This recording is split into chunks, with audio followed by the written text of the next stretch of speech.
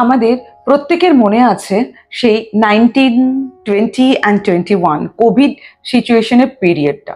হ্যাঁ, হয়তো আসে 100 বছর পর পর এরকম একটা করে সিচুয়েশন আসে, সেখান থেকে আমরা রিকভারও হয়তো করে যাই। এই যে আমাদের কোভিড সিচুয়েশনে যেটা আমরা বুঝতে শিখেছি যে কোনো রোগ আমাদের খাবার বা নিঃশ্বাসের মাধ্যমে শরীরের ভেতরে যায়, জলবাহিত বা নিঃশ্বাস বা মুখের ভেতরে যাচ্ছে। যতক্ষণ শরীরের বাইরে থাকে তো সেটা কোনো প্রবলেম হয় না। তাই আমি আপনাদের কাছে একটা রিকোয়েস্ট করব প্রত্যেককে যে একটু কড়া ধরনের সাবান, যেমন ধরুন ডেটল হোক বা লাইফ বয় হোক বা স্যাভলন হোক, কড়া ধরনের সাবান বা আপনাদের হ্যান্ড ওয়াশ বেসিনে যেখানে হাত ধোয়ার জায়গা সেখানে রেখে দেবেন। কারণ আমরা সারাদিন যা কাজকর্ম করে আসি না কেন, এসে পরে যখন আমরা কিছু খাচ্ছি বা কোনো কিছু আমরা মুখে বা চোখে হাত দিচ্ছি, সেই সময়টা একটু হাত ধুয়ে তারপরে সেটা যদি আমরা করতে পারি, আমার মনে হয় সেটা অনেকটা সেফ।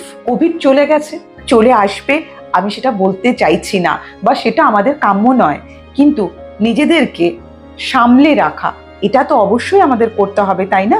সচেতন ভাবে থাকতে হবে আমাদের। কোভিড চলে গেছে মানে এই নয় যে আমরাও একদম বেপরোয়া হয়ে গেলাম, হাত না ধুয়েই খেয়ে ফেললাম, রাস্তায় কোনো পশুকে আদর করলাম, বাড়িতে কোনো পশুকে আদর করলাম, অথচ হাত ধুলাম না। সেটা করলে চলবে না। আমাদের প্রত্যেকের বাড়িতে এখনো স্যানিটাইজার রাখা আবশ্যক। স্যানিটাইজার ব্যবহার করবেন, হ্যান্ড ওয়াশ ব্যবহার করবেন, সাবান ব্যবহার করবেন, সুস্থ থাকবেন। খাবার আগে তো অবশ্যই।